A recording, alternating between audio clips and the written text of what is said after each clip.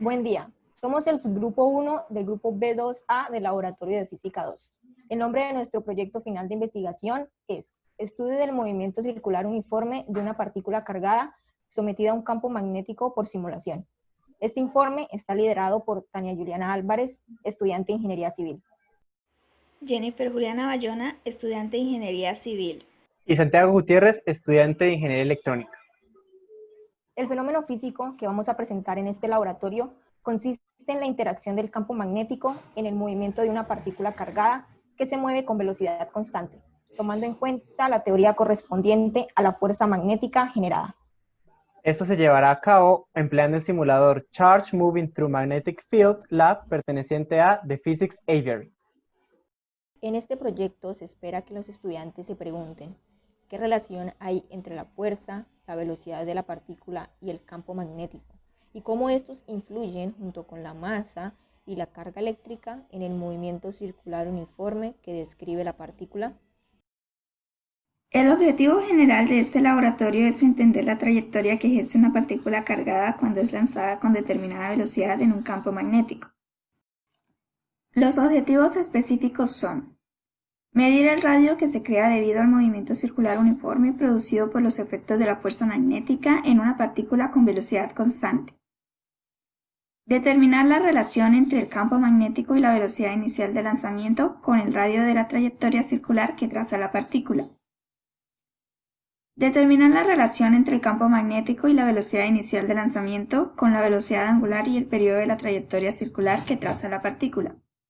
Los materiales necesarios para el desarrollo del laboratorio son computador, celular o tableta electrónica, conexión a internet, simulador de la página web de Physics Aviary, para la cual se necesita tener instalado el complemento de Adobe Flash. Este proyecto de investigación se llevará a cabo en 3 fases metodológicas. Fase 1. En el simulador se configuran los valores constantes de la masa y la carga de la partícula. En la primera parte se toman los datos pedidos en la hoja de trabajo variando la velocidad, mientras que en la segunda parte se varía la magnitud del campo magnético. Esto con el fin de hallar el radio de la trayectoria en el tratamiento de datos.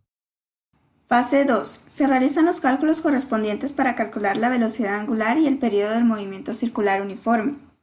Fase 3. Se sintetizarán los resultados a través de un informe en el cual el estudiante determine la dependencia del radio de la trayectoria de una partícula cargada con respecto a la velocidad y a la dirección con la que entra en un campo magnético y a la magnitud y dirección de este último, además de cómo varían la velocidad angular y el periodo en estas configuraciones.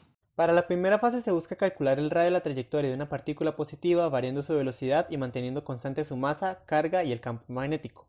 Tomando en cuenta la regla de la mano derecha, si el vector velocidad tiene dirección en el eje X positivo y el vector campo magnético dirección en el eje Z negativo, el vector fuerza magnética resultante tendrá su dirección hacia el eje Y positivo, haciendo que la partícula trace la trayectoria que se ve en pantalla.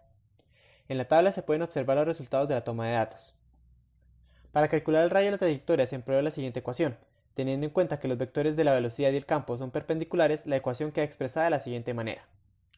Además, usando la fórmula que describe la segunda ley de Newton, seguimos reemplazando hasta despejar R.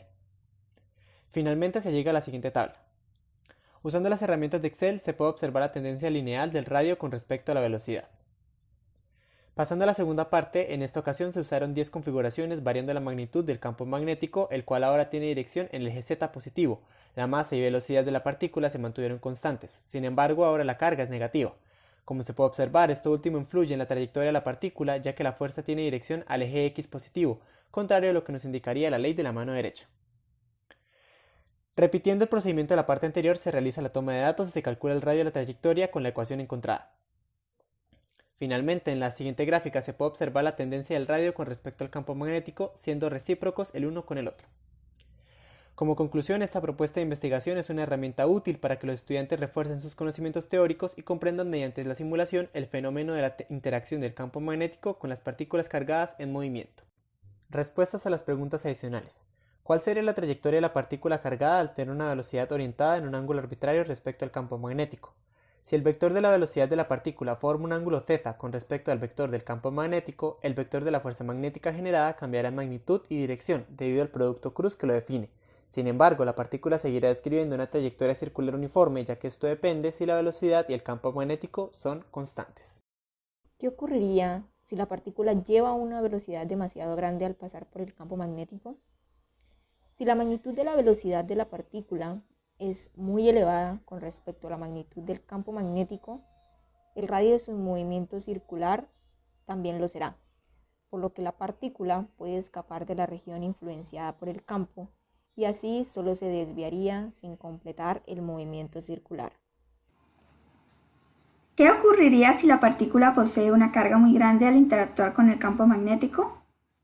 Puesto que la fuerza magnética está escalada con respecto a la carga de la partícula, si ésta tiene un valor muy significativo, la fuerza que experimenta será más que suficiente para que la partícula describa una trayectoria circular completa dentro de la región sometida al campo magnético.